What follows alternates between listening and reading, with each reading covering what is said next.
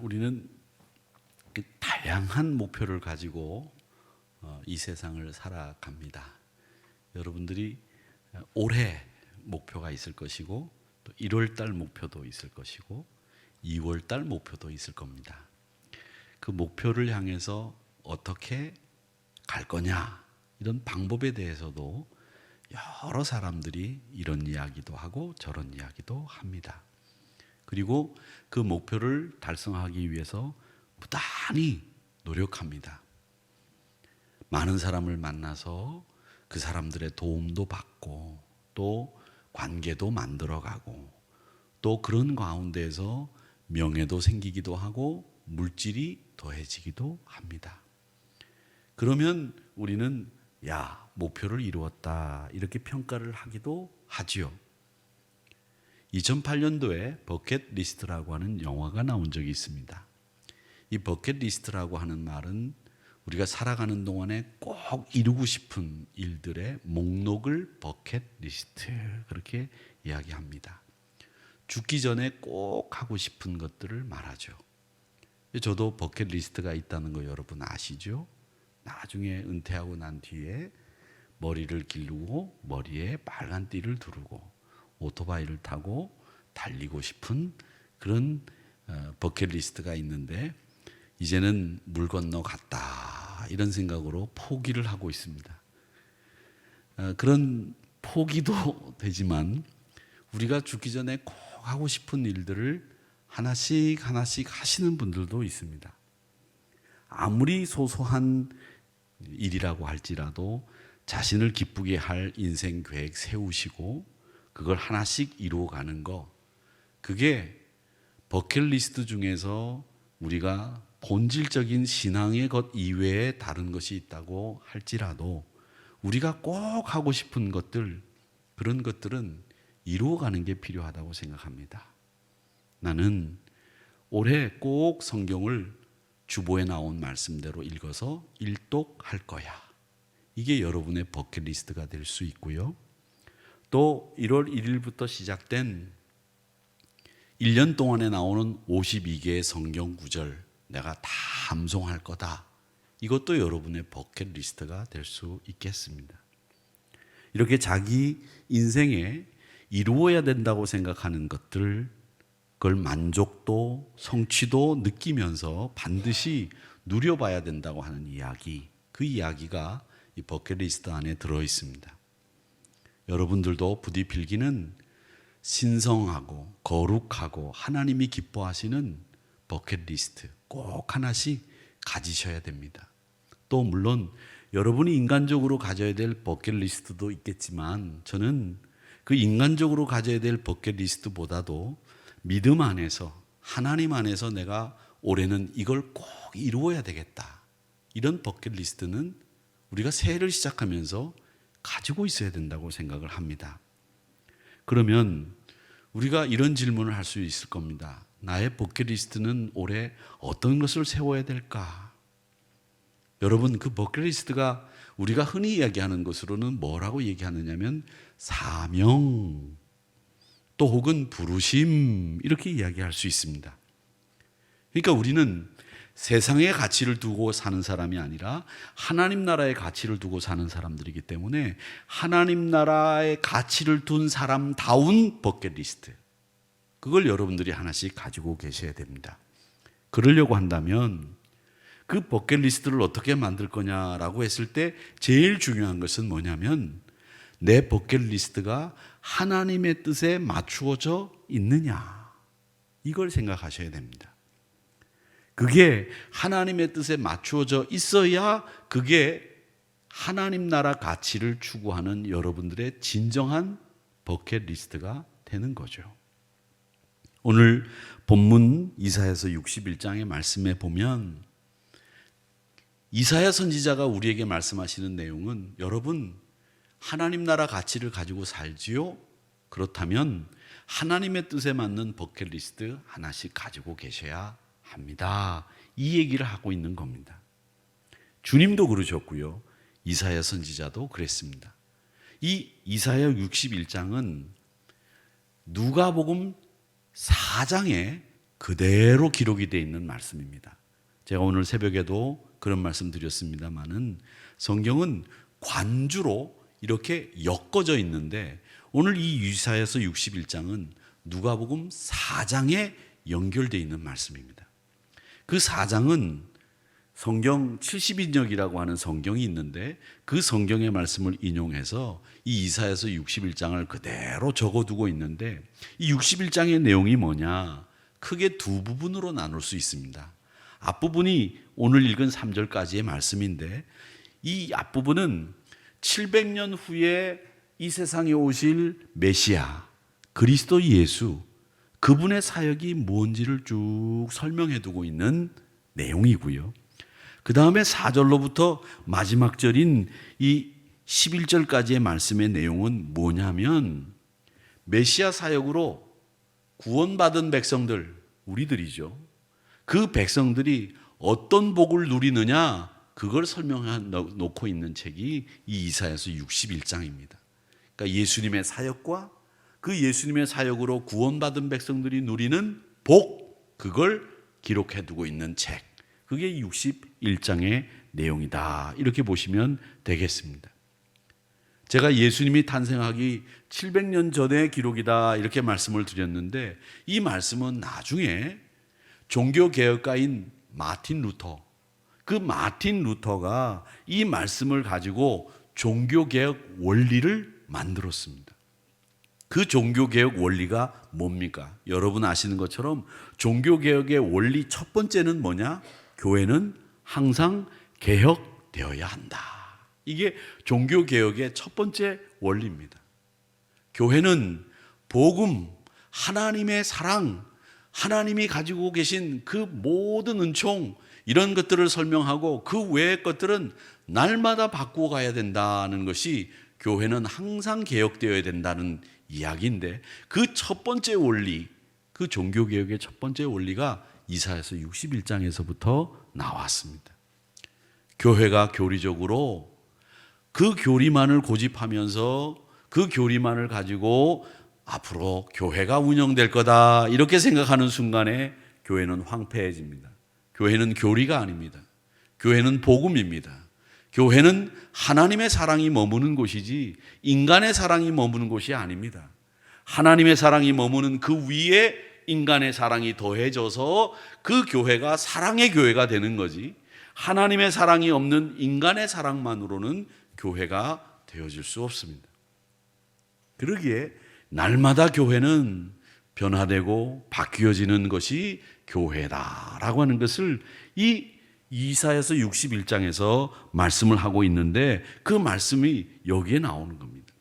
여러분 한번 보시기 바랍니다. 4절에 보면 오래 황폐하였던 곳을 다시 쌓을 것이며 옛부터 무너진 곳을 다시 일으킬 것이며 황폐한 성읍 곧 대대로 무너져 있던 것을 중수할 것이며 이 말씀은 뭐냐면 위기로 어려움 당한 한국교회 코로나로 지금 지지부진한 이 한국교회의 새로운 부흥과 하나님의 역사를 어떻게 일굴 것이냐 그 황폐한 곳을 하나님께서 다시 쌓게 만드실 것이고 옛부터 무너진 곳을 다시 일으킬 것이며 황폐한 성읍 무너졌던 곳을 다시 중수할 것이다.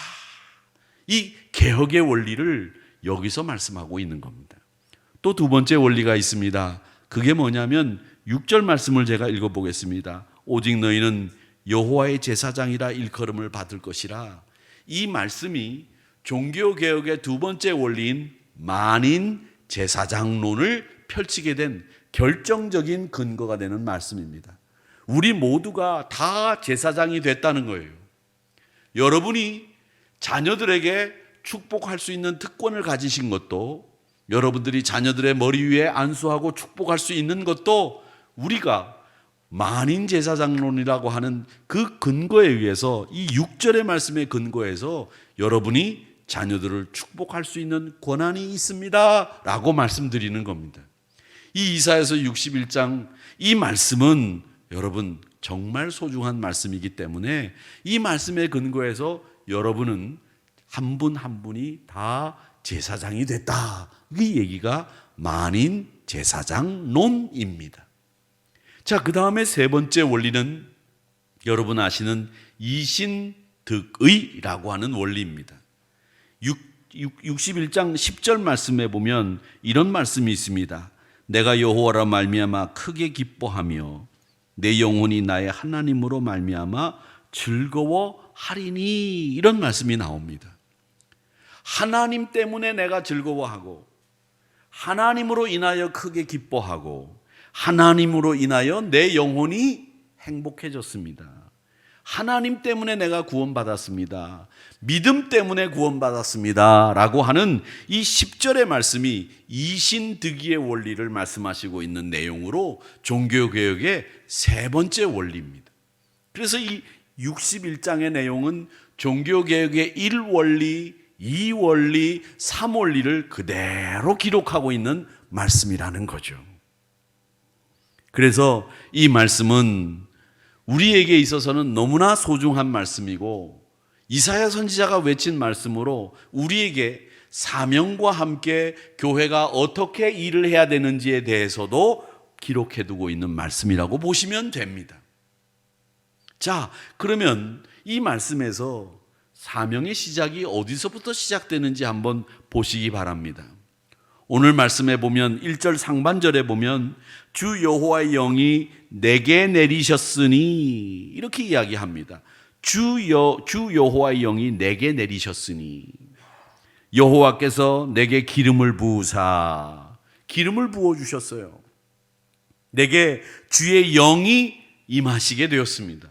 성령이 내게 임하시게 되니까 내가 하나님의 사명을 깨닫게 되었는데, 그 사명이 뭐냐? 가난한 자에게 아름다운 소식을 전해라, 마음이 상한 자를 고쳐라, 포로된 자들에게 자유를 주어라, 갇힌 자들에게 노임을 선포해라. 이게 우리에게 주시는 사명인데, 그 사명이 어떻게 주어졌느냐 하면 바로 여호와께서 내게 기름을 부으시고 주 여호와의 영이 내게 내리시는 순간에 이 사명을 깨닫게 됐다는 거예요. 사명의 시작은 하나님이 나에게 주신 그 사명이 있다는 것을 깨닫는 순간에 사명이 시작이 되는 겁니다. 주의 영이 나에게 임하게 되는 순간에, 주께서 나에게 기름을 부으시는 순간에 내 사명이 시작되기 되는 겁니다. 시작하는 겁니다. 사랑하는 성도 여러분, 기억하십시오. 여러분의 사명은 여러분의 열정으로 시작되는 게 아닙니다. 여러분이 가지고 있는 충성, 물론 중요하지요. 그런데 이 사명의 시작은 어디서부터 시작되느냐? 주의 영이 내게 임하는 순간, 기름이 부어지는 순간 우리에게 사명이 시작된다는 것을 이야기하시고 계시다라는 겁니다. 이 성령이 오시면 하나님의 뜻이 보이는 거예요. 기름이 부어지면 하나님이 나를 어떻게 바라보시는지, 나에게 뭘 원하시는지 이게 깨달아지는 거예요. 성령께서 오셔서 사명을 깨닫게 하시고 기름을 부어주셔서 나에게 일할 수 있는 길이 무엇인지를 보여준다라는 거죠. 그렇게 해서 우리는 사명을 시작하게 되는 겁니다. 자, 그러면 이 말씀에 보면 이렇게 사명을, 하나님의 뜻을 깨닫게 되는 순간에 사명을 시작하게 되는데, 그 사명을, 하나님의 뜻을 깨닫는 것이 바로 영이 임하고 기름이 부어지는 것이다 라는 것을 보게 되는 것인데, 그러면 여러분은 그 사명을 어떻게 실천하시겠습니까? 그 실천하는 방법이 오늘 여기에 나옵니다. 뭐라고 얘기하느냐 하면 1절 하반절에 선포하며 라고 되어 있어요. 선포하며. 뭘 선포할 겁니까? 하나님의 뜻을 선포하는 거죠. 내 뜻을 선포하는 게 아닙니다. 하나님의 뜻을 선포하는데, 가난한 자에게는 아름다운 소식을, 그리고 상한 자에게는 고침을 받는다는 소식을, 포로된 자에게는 자유함을 얻는다는 소식을, 그리고 갇힌 자에게는 노임을 받는다는 소식을 선포해라. 이걸 우리는 뭐라고 얘기하느냐 하면 희년, 그렇게 이야기를 합니다. 이 희년의 소식을 전해라 라고 얘기를 하는데, 이 희년이라고 하는 말 여러분 잘 보셔야 됩니다. 희년이라고 하는 것은요, 여러분 어떤 뜻을 가지고 있느냐면, 이 희년이라고 하는 말은 원래 아카디아어로 어떤 뜻을 가지고 있느냐면 안드라룸이라고 합니다. 안드라룸. 이 드라룸이라고 하는 말이 뭐냐면 이 안드라룸이라는 말이 아카디아에서 나온 희년이라고 하는 말인데, 드라룸이라고 하는 말이 뭐냐면 어머니께로 돌아가다, 이런 뜻이에요. 어머니께로 돌아가다. 제가 가끔 집에서 제 얘기를 해서 죄송합니다만은 밥을 먹다 말고 아버님 댁에 가야 될 일이 생겼으면 저희 집사람한테 그런 얘기를 합니다. 아이, 우리 엄마 보고 싶다, 이렇게 얘기합니다. 나이가 60이 넘은 남자가 어머니라고도 안 하고 우리 엄마 보고 싶다, 이렇게 얘기하면 참 그 좀 그렇지요. 그런데도 그렇게 얘기를 합니다. 그런데 어머니 집에 가보면 이제는 우리 집보다 불편해요. 사실 그래요. 그렇지 않습니까? 어머니도 불편하실 거예요. 제가 가면 아들이 목사라고 온다 그러면은 청소도 더 많이 하시고, 우리 어머님도 말이죠, 냄새 안 나게 하고, 제가 냄새 나는 거 싫어하니까 냄새 안 나게 하려고 막 애를 쓰시고 막 그랬다고 그래요. 그러니까 제가 가는 것도 어머님도 불편해, 나도 불편하고. 그런데 거기 가면 어디에서도 얻을 수 없는 편안함이 있습니다. 어머님 곁에 가면 뭔가 모르게 어머님은 내 편이라는 생각이 들고, 뭔가 모르게 나를 지지해 주시는 분이라는 생각이 들면서 편안해져요. 내 삶에 있어서 제일 내 영혼이 편안할 수 있는 곳이 어딜까, 이런 생각을 해보면 어머니 집인 것 같아요. 오늘 저녁 제가 집에 들어가서 못 잘 수도 있습니다. 쫓겨나면 혹시라도 전화 걸면 우리 장로님 댁에서 잘 수 있도록 허락해 주시기 바랍니다. 그런데 그건 사실이에요. 그러니까 내 영혼이, 내 마음이 편할 수 있는 곳, 그게 어머니 집인데, 어머니 집으로 돌아간다라는 말이 드라룸이라는 말인데, 거기에 안드라룸이라고 해서 어머니 품으로 돌아간다, 이 뜻이 희년이에요. 그러니까 희년은 무슨 뜻이냐면 모든 게 다 제자리로 돌아간다는 뜻이에요. 어머니 품으로 돌아가는 것이. 그 자식이 어머니 품으로 돌아가 정상적으로 성장한다, 어머니 품으로 돌아간다, 제자리로 돌아간다, 이런 뜻입니다. 그러니까 하나님이 우리에게 너희들 성령을 통해서, 기름 부음을 통해서 하나님의 뜻을 깨달았다고 한다면 너희들이 갇힌 자에게, 포로된 자에게, 상한 자에게, 가난한 자에게 선포해야 될 것들이 있다. 그게 뭐냐? 희년이다, 안드라룸. 그 안드라룸을 선포해서 너희들이 뭘 해야 되느냐? 너희들이 있어야 될 위치가 여기다라는 것을 선포해라. 너희들이 있어야 될 위치가 바로 하나님 품이다, 아버지 집이다, 이걸 선포해라. 이게 바로 오늘 1절의 말씀에서 상한 자를, 갇힌 자를, 포로된 자를 고치라고 하는 선포의 말씀의 핵심인 거예요. 사랑하는 성도 여러분, 이 자유함이라고 하는 것은요, 구약의 자유함이라고 하는 것은 추상적인 게 아니에요. 구체적입니다. 뭐냐면 우리가 기경할 땅이 있어야 되고, 자립할 경제적인 토대가 있어야 되고, 빚진 것이 없어야 되고, 부당한 노역이나 노동으로부터 해방된 자유로운 상태, 법적으로 아무에게도 예속되지 않은 상태, 그게 구약에서 이야기하는 희년, 자유함의 원래 성격이에요. 여러분 아시는 것처럼 제가 늘 말씀드리자면은 이 자유라고 하는 개념은 우리 기독교가 있었어도 사실은 프랑스 혁명이 일어나기 전까지는 이 자유라고 하는 개념에 대해서 그렇게 깊이 생각하지 않았습니다. 그런데 지금 서구 사회를 결정짓는 가장 중요한 단어가 뭐냐? 그랬을 때 자유입니다. 그래서 그들은 자유가 아니면 죽음을 달라고 외쳤고, 그 자유 아니면 죽음을 달라고 하는 그 정신을 가지고 서구 사회를 만들었고, 그것이 미국의 독립전쟁의 이념과 구호가 됐고, 그것이 미국의 관문인 뉴욕의 자유의 여신상을 불란서로부터 받아서 세우게 된 거예요. 그러니까 서구 사회는 이 자유라고 하는 개념이 얼마나 중요한지를 알았는데, 그 자유라는 개념이 왜 중요한지를 어디서 알았느냐? 말씀에서 알았습니다. 성경에서 알았습니다. 왜? 성경이 이야기하는 것은 진정한 자유가 어디 있는지를, 아버지 품으로 돌아갈 때 안드라룸, 희년이 될 때에 아버지 품으로 돌아가는, 제자리로 돌아가는 그 순간에 너희들에게 진정한 자유가 있다는 것을 말씀하시고 있기 때문입니다. 성령이 오시면 참된 자유가 있습니다.